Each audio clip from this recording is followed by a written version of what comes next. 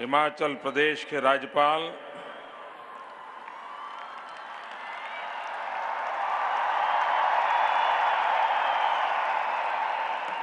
श्रीमान आचार्य देवव्रत जी,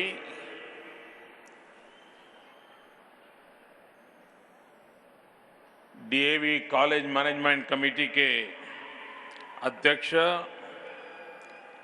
डॉक्टर पूनम सूरी जी और विशाल संख्या में पधारे हुए सभी आर्य पुत्र पुत्रियां,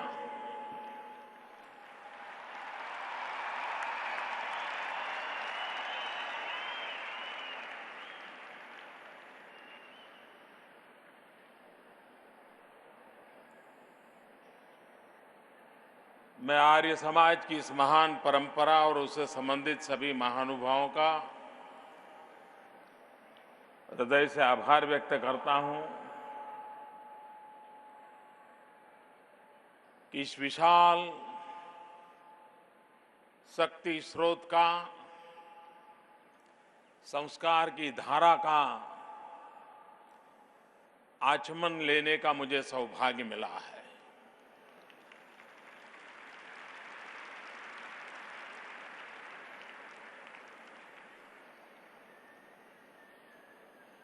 मुझे पूनम जी बता रहे थे कि आर्य समाज में दो मुख्य धाराएं पिछले 130 साल से चल रही थी।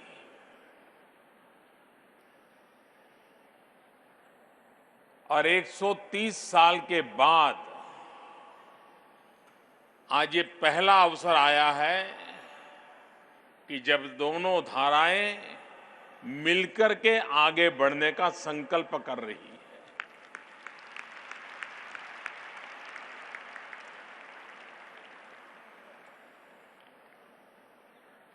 ये बात मेरे लिए इतनी गौरवपूर्ण है, इतनी आनंददायक है, जिसका मैं शब्दों में बयान नहीं कर सकता।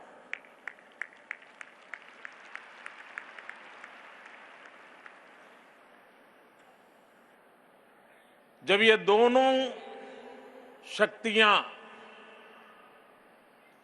दोनों संस्कार प्रवाह एक बनकर के नई दिशा, नया संकल्प लेकर के चलेंगे तो राष्ट्र का कितना कल्याण होगा, इसका मैं भली भांति अनुमान लगा सकता हूं। और इसके लिए मैं इस निर्णय प्रक्रिया से जुड़े हुए सभी महानुभावों का अंतःकरण पूर्वक हृदय से धन्यवाद करता हूं, साधुवाद करता हूं।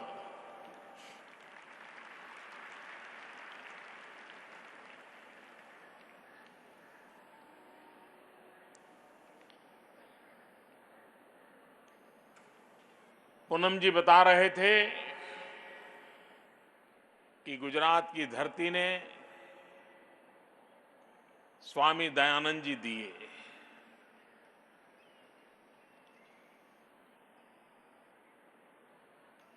लेकिन इस बात में अब चलते चलते वो मेरे तक पहुंच गए।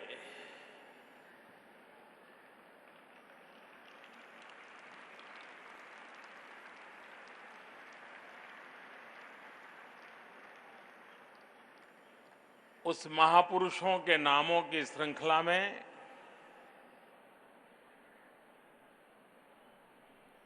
मुझ जैसे सामान्य व्यक्ति का नाम जुड़े, ऐसा कोई हक मेरा बनता नहीं है।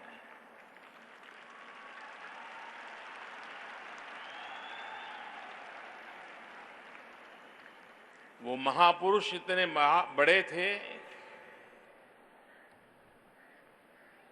उनकी चरण रज लेकर के हम कुछ अच्छा पा सके, उनके आशीर्वाद मिले और हम सबको जिस समय जो दायित्व मिलता है, उस दायित्व को पूर्ण समर्पण के भाव से हम निभाएं, यही शक्ति हमें मिलती रहे ताकि हम देश का अच्छा कल्याण कर पाए।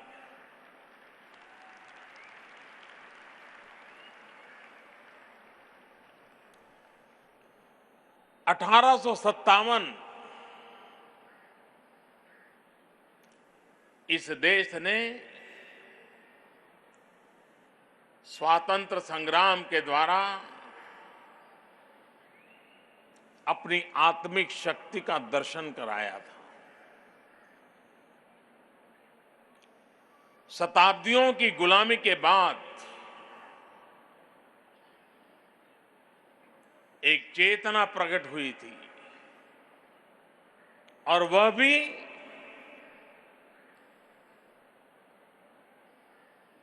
छुटपुट नहीं,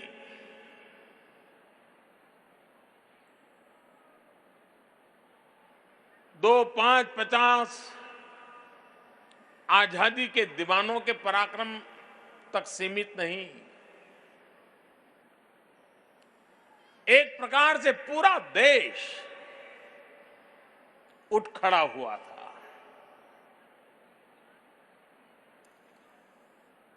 लेकिन इच्छित परिणाम प्राप्त नहीं हुए।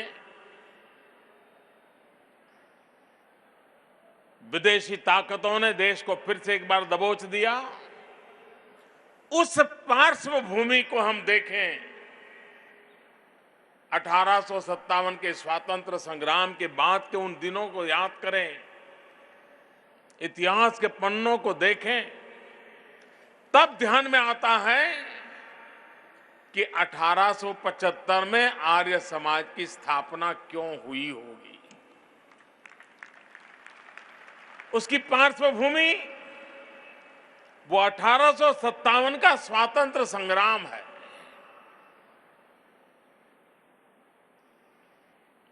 स्वामी दयानंद जी ज्ञान मार्ग के पुरस्कर्ता थे। वेद के प्रकाश में सत्य को पाकर के सत्य के प्रकाश को आने वाली पीढ़ियों को परिचित कराने का स्वामी दयानंद जी ने प्रयास किया था। वे स्वभाव से क्रांतिकारी थे और क्रांतिकारी होने के नाते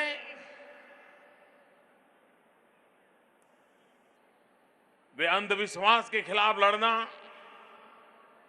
परंपराओं को चुनौती देना, और वो भी परिस्थितियों से भाग करके नहीं,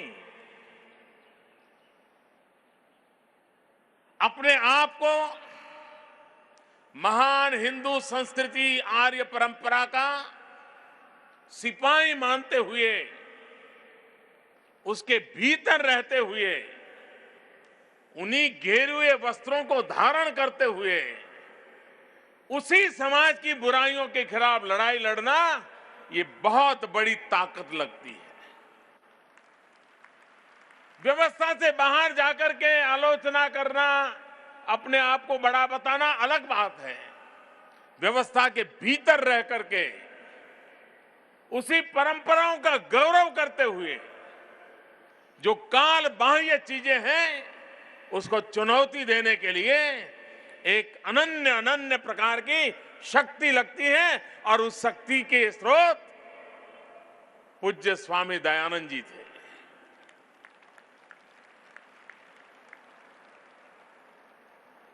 और उस महापारस के विचार प्रक्रिया, चिंतन के प्रति समर्पण, ज्ञान के अधिष्ठान पर विचार मनन चिंतन, उसके आधार पर निरंतर प्रजा जीवन में प्योरिफिकेशन होता रहे, इस बात को उन्होंने बल दिया। और उसी का परिणाम है कि महर्षि जी के जाने के बाद भी उतनी ही तीव्रता से, उतने ही समर्पण भाव से ये आंदोलन आज भी चल रहा है।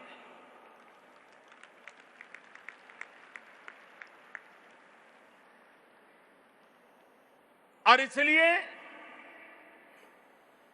उस विचार बीज की वो ताकत है,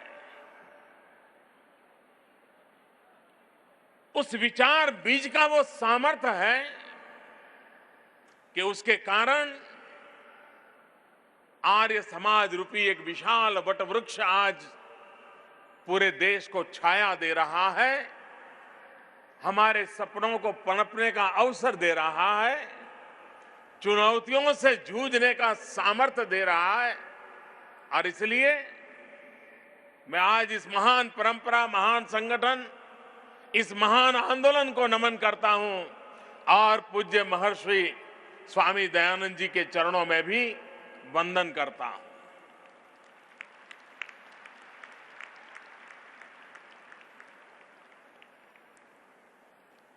इतना बड़ा विशाल परिवार, 20 लाख छात्र हो, 60,000 से ज्यादा आचार्य प्राचार्य हो,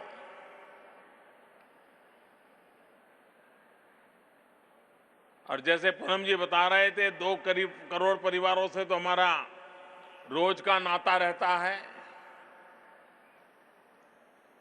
और 1 शताब्दी से ज्यादा समय से सेवा जिस संस्था ने की हो तो उसका एल्यूमना भी कितना बड़ा होगा। यहां तो आपने 40 लाख लिखा है, लेकिन मैं नहीं मानता हूं 40 लाख होगा, वो बहुत बड़ा विशाल परिवार होगा।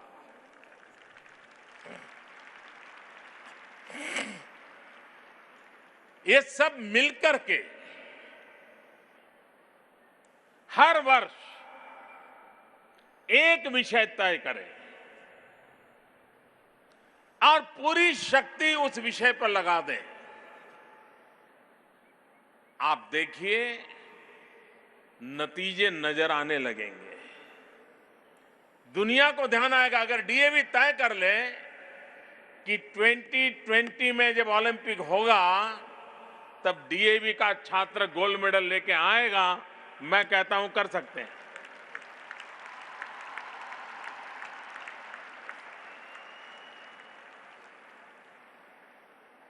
नए संकल्प क्या हो सकते हैं? नए संकल्प यही हो कि भारत की विश्व में गरिमा कैसे बढ़े। डीएवी का सिर्फ हिंदुस्तान में डंका क्यों बजे, दुनिया में क्यों न बजे। और इसलिए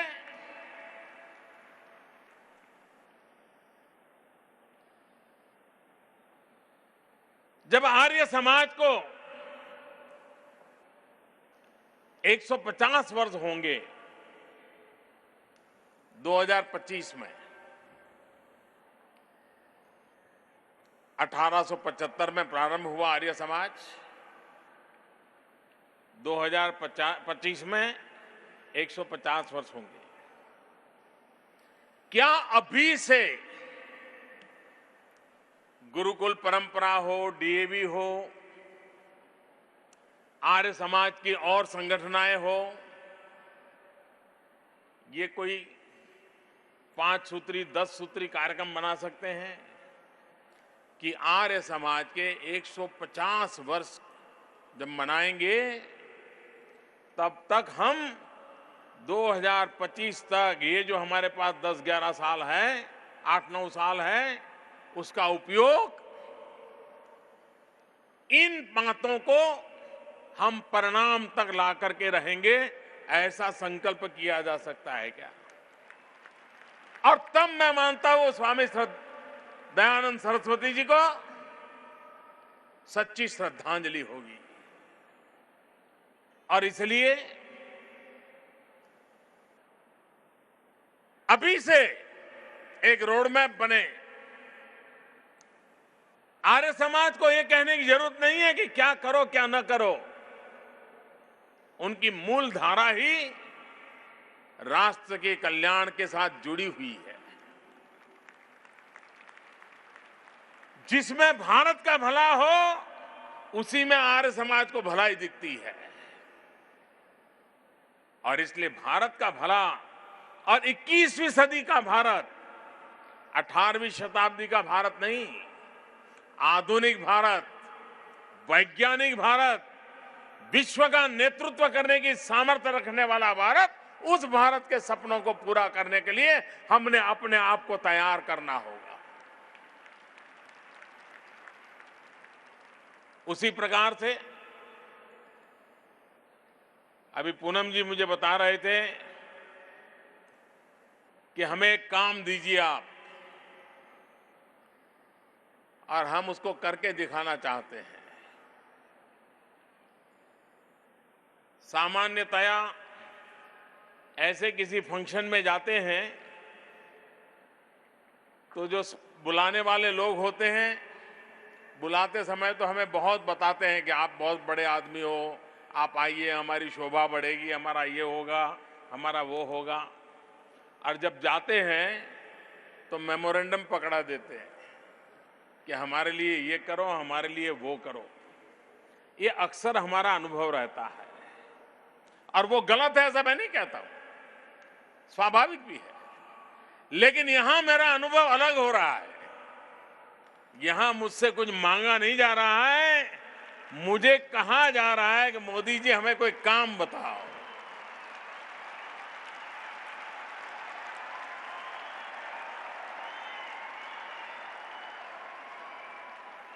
मैं इस बात को छोटी नहीं मानता हूं, बहुत बड़ी बात मेरे लिए है ये, कि कोई मेहमान में के रूप में कहीं जाए और बुलाने वाला हमसे कुछ मांगे नहीं, और ऊपर से ये कहें कि हमारे लिए कोई काम बताइए। तो मैंने पूनम जी को कहा, क्या लगता है क्या कर सकते हैं आप? तो उन्होंने कहा, क्या गंगा सफाई का जो आपका सपना है, क्या उसमें हम जुड़ सकते हैं क्या? हम हमारे डीएवी के छात्रों को गंगा सफाई के काम से जोड़ेंगे, हमारे शिक्षकों को जोड़ेंगे, हमारे अभिभावकों को जोड़ेंगे।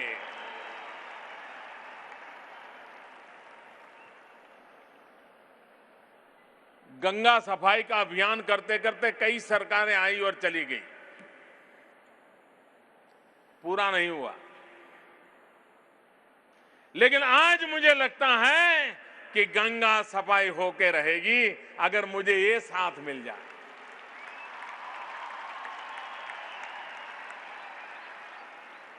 जब जनता जनार्दन के आशीर्वाद प्राप्त होते हैं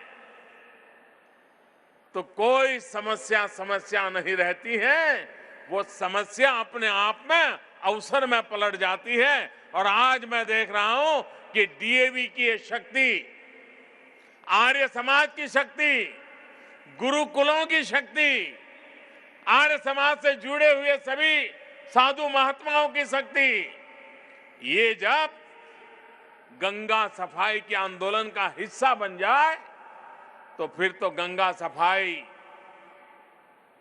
मैं नहीं मानता हूं वो सपना कभी अधूरा रह सकता है। और यही नया संकल्प है, यही नया संकल्प है।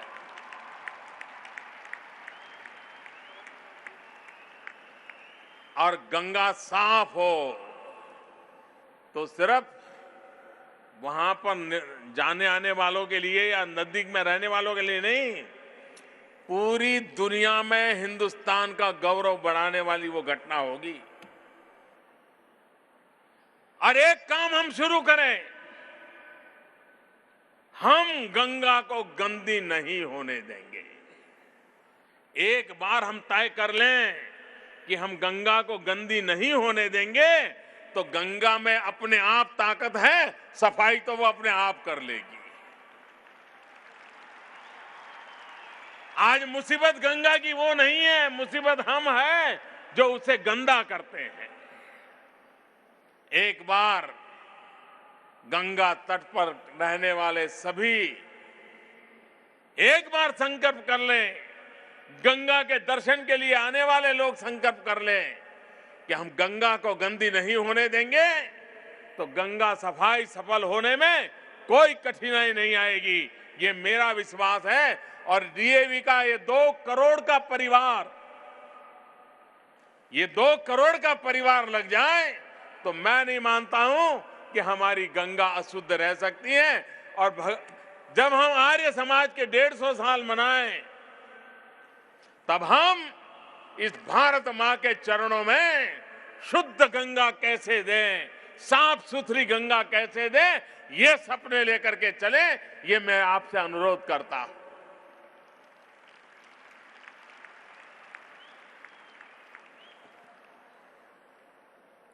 दुनिया कहती है 21वीं सदी एशिया की सदी है, कुछ कहते हैं 21वीं सदी भारत की सदी है।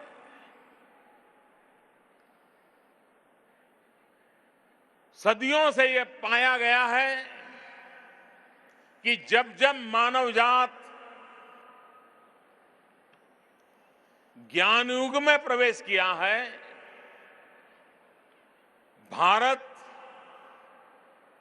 विश्व का नेतृत्व करता रहा है।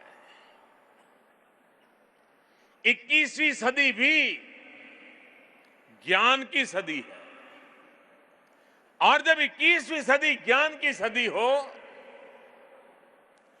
स्वयं दयानंद जी ज्ञान मार्गी हो,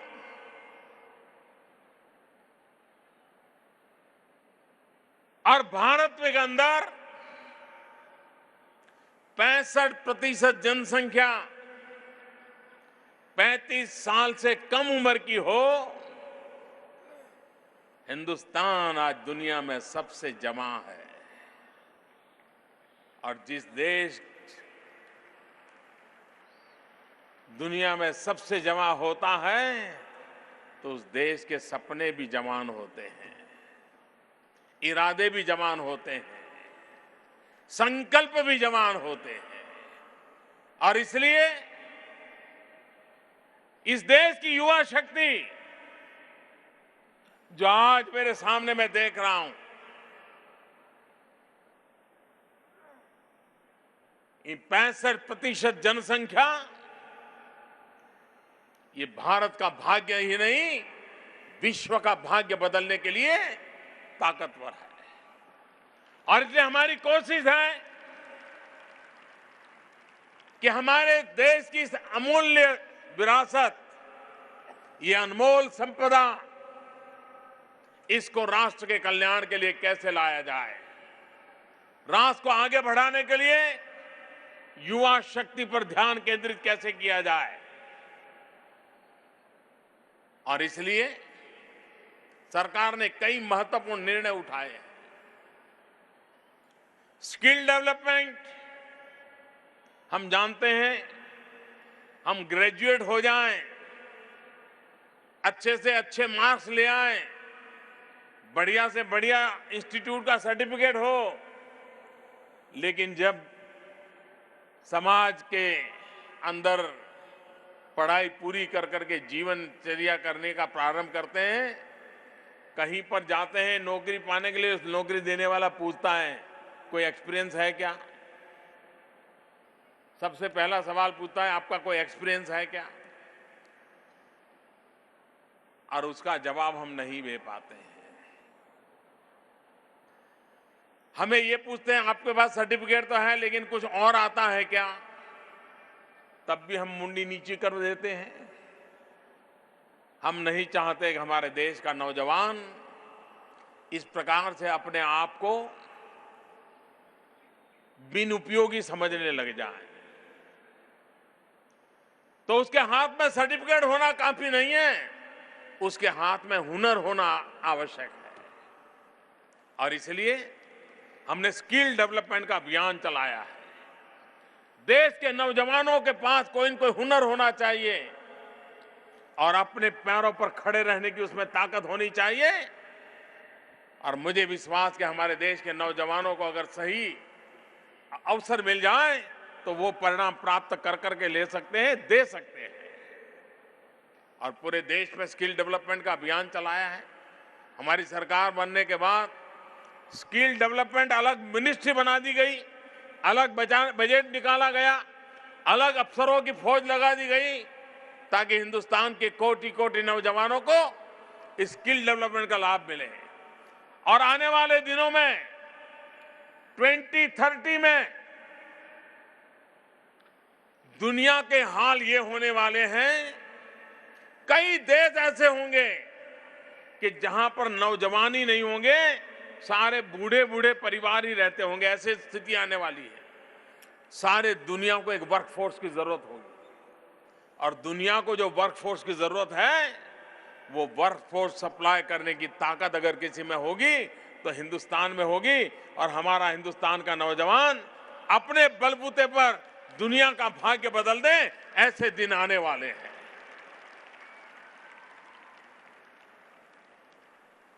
हमने एक योजना शुरू की, मुद्रा योजना। हमारे देश के आर्थिक विकास में हमेशा दो विषयों की चर्चा चली है, या तो प्राइवेट सेक्टर या पब्लिक सेक्टर। आर्थिक कारोबार चलाने के दो ही तरीके सामने आए हैं, प्राइवेट सेक्टर, पब्लिक सेक्टर। हमने नया विचार किया है, यहां जो बात आई है नई दिशा। हमने कहा प्राइवेट सेक्टर उसका अपना काम करे, पब्लिक सेक्टर अपना काम करे, फले फूले बहुत आगे बढ़े, लेकिन देश को आगे बढ़ाने के लिए एक तीसरे सेक्टर की जरूरत है और उसको हमने कहा है पर्सनल सेक्टर। हर व्यक्ति में वो सामर्थ्य हो, अपने बलबूते पर खड़ा रहे और वो जॉब सीकर न बने, जॉब क्रिएटर बने। 2 को, 5 को, 7 को वो रोजगार देने वाला बने। और इसलिए हम वो एक ताकत खड़ी करना चाहते हैं। समाज के छोटे छोटे लोग जिनको कभी बैंक के अंदर प्रवेश तक नहीं मिलता था, हमने मुद्रा योजना के तहत कहा है कि जो सामान्य लोग हैं, बाल काटने वाला नाई होगा, धोबी होगा, अखबार बेचने वाला होगा, दूध बेचने वाला होगा, चाय बेचने वाला होगा, सामान्य लोग समाज के, मुद्रा योजना से उनको पैसे दिए जाएंगे और किसी भी प्रकार की गारंटी के बिना पैसे दिए जाएंगे ताकि वो साहूकारों के ब्याज के चक्कर से मुक्त हो जाए और उसको 50,000, लाख, 2 लाख, 5 लाख रुपया चाहिए तो वो अपना कारोबार बढ़ा सकता है। आज अगर वो 2 लोगों को रोजगार देता है तो 5 को दे सकता है। कोई और काम नहीं कर सकता है तो नई शुरुआत कर सकता है। कोई ऑटो रिक्शा ला करके अपना गाड़ी चला सकता है, परिवार को अपने पैरों पर खड़ा कर सकता है। और इसलिए मुद्रा योजना शुरू की। और मुझे खुशी है कि हमने कोई ढोल नहीं पीटे, बड़े बड़े मेले नहीं लगाए, राजनीतिकरण नहीं करने दिया। 2 करोड़ से ज्यादा लोगों को अब तक मुद्रा योजना का पैसा दे दिया जा चुका है और करीब करीब 1 लाख करोड़ रुपया कोई भी गारंटी के बिना इस देश के लोगों पर भरोसा करके देने का हमने निर्णय किया, कर दिया काम। वो देश की आर्थिक स्थिति को चलाएंगे। हमारी सरकार की नई दिशा यही है कि हम सामान्य मानवी पे भरोसा करते हैं। हिंदुस्तान की सरकार हिंदुस्तान के नागरिकों पर आशंका करे, ये दूरियां मिटनी चाहिए। और हमने तय किया कि हम नागरिकों के प्रति विश्वास करेंगे, भरोसा करेंगे। आपको पता होगा, यहां जो टीचर बैठे होंगे उनको तो बराबर याद होगा, पढ़ाई आप करें, मेहनत आप करें, रात रात जाग करके पढ़ाई आप करें, परीक्षा आप दें, मार्क्स आप लाएं, पोजीशन आपको प्राप्त हो।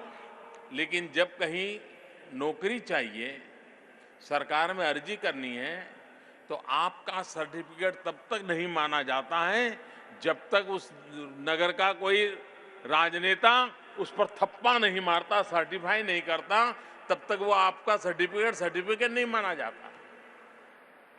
ये नागरिकों के प्रति इससे बड़ा अविश्वास क्या हो सकता है। हमने आकर के निर्णय कर दिया कि ये सर्टिफाई करने के लिए किसी के पास जाने की जरूरत नहीं है। आप अपना सर्टिफिकेट जेरोक्स करके भेज दीजिए। जब फाइनल निर्णय करना होगा तब ओरिजिनल लेकर के आना, देख लेंगे, बाकी की बात चल जाएगी। नागरिकों पर भरोसा करना चाहिए। वैसा ही भरोसा हमने मुद्रा योजना में किया। कोई गारंटी नहीं, ले जाओ भाई करके जाओ। और मेरा मत है, सामान्य मानवी, गरीब आदमी ब्याज समेत पाई पाई चुकता कर देता है और समय से पहले चुकता कर देता है, वो कभी पैसे डुबोता नहीं है। और मैंने गरीबों की अमीरी को देखा है, अमीरों की गरीबी भी देखी है,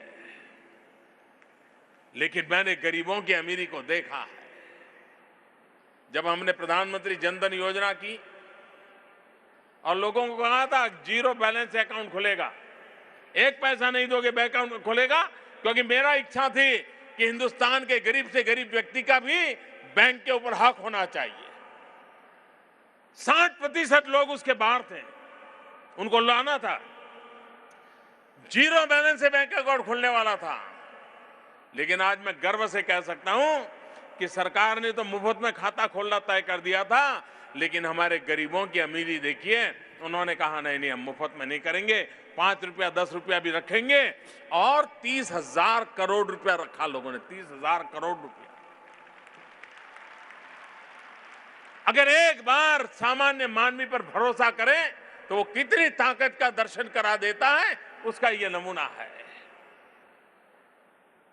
हमने नौजवानों के लिए startup India, stand up India अभियान चलाया है। स्किल डेवलपमेंट हो, मुद्रा योजना से पैसा मिले, startup India, stand up India innovative चीजें करें। खास करके हमारे दलित भाई बहन, हमारे शेड्यूल ट्राइब के भाई बहन, आदिवासी भाई बहन, वो भी अपने बलबूते पर, अपने ताकत पर आगे आए, उसके लिए सरकार ने मदद करनी चाहिए। मैंने कहा संभालो ब्रांच चीज को, क्या आप मुद्रा योजना से हर बैंक एक दलित को, एक आदिवासी को बैंक के लोन दें। हिंदुस्तान में 1.25 लाख ब्रांचेज हैं, 2.5 लाख नए उद्योगकार है, ये हमारे समाज में से आ सकते हैं। गरीब, दलित, पीड़ित, शोषित समाज में से आ सकते हैं। और काम तेज गति से चल रहा है। हमने startup India, stand up India के द्वारा देश के नौजवानों को आह्वान किया है कि नई तरीके से कुछ करने का माजा रखिए। आइए, सरकार आपके साथ खड़ी रहेगी और हम दुनिया में के अंदर एक स्टार्टअप कैपिटल के रूप में बलबूते पर आगे बढ़े, ताकि हमारे नौजवानों को अवसर मिले। एक के बाद इस प्रकार के कार्यक्रम, जिसके कारण समाज सशक्त हो, परिवार अपने पैरों पर चल सके, इतनी ताकतवर हो, परिवार के सपने पूरे हो, उन बातों को लेकर के आगे बढ़ रहे हैं। आज देश, सारी दुनिया ने माना है, चाहे वर्ल्ड बैंक हो, IMF हो और भी कोई संगठन हो, हर किसी का कहना है कि दुनिया पूरी आर्थिक संकट से गुजर रही है, एक अकेला हिंदुस्तान आज पूरे विश्व में आर्थिक रूप से तेज गति से आगे बढ़ रहा है। असामान्य स्थिति है, सारी दुनिया डूब रही है, उस समय हिंदुस्तान चमक रहा है। ये बात दुनिया के लोग कह रहे हैं। पिछले 1.5 साल में एक के बाद एक जो कदम उठाए, आज उसका नतीजा है कि आज हिंदुस्तान जो लार्जर इकोनॉमीज है, बड़ी इकोनॉमीज है, उसमें सबसे ज्यादा तेज गति से आगे बढ़ने वाला देश बन गया है। हमारी सभी समस्याओं का समाधान एक ही बात में है। हमें मुसीबतों से मुक्ति एक ही बात से मिल सकती है, हमें गरीबी से मुक्ति एक ही बात से मिल सकती है, हमें अशिक्षा से मुक्ति एक ही बात से मिल सकती है, हमें बीमारी में दवाई एक ही बात से मिल सकती है, और वो एक बात है विकास। विकास यही एक मार्ग है जो भारत के गरीब आदमी को संकटों से बाहर ला सकता है, मुसीबतों से बाहर ला सकता है। और इसलिए हमारी सरकार ने ध्यान केंद्रित किया है विकास के कामों पर। देश तेज गति से आगे बढ़ना चाहिए। कृषि में विकास हो, गांव का विकास हो, शहरों का विकास हो, गरीब को रोजगार हो, इन बातों पर हम बल दे रहे हैं और आज उसके अच्छे नतीजे दिखाई देने लगे हैं।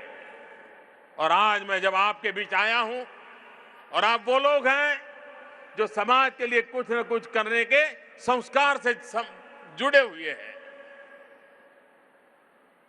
जो भी सात्विक शक्तियां हैं, उन्होंने आज प्रखरता से काम करने की आवश्यकता है। जितनी सात्विक शक्तियां एक बन करके प्रखर होकर के आगे आएगी, इस देश को रोकने के सपने देखने वालों के सपने चूर चूर हो जाएंगे। इसी संकल्प को लेकर के आगे बढ़े। मैं फिर एक बार आचार्य जी का, पूनम जी का, आप सबका हृदय से आभार व्यक्त करता हूं कि मुझे आज आप सबके बीच आने का अवसर मिला और पूज्य स्वामी दयानंद जी को स्मरण करने का अवसर मिला। बहुत बहुत धन्यवाद।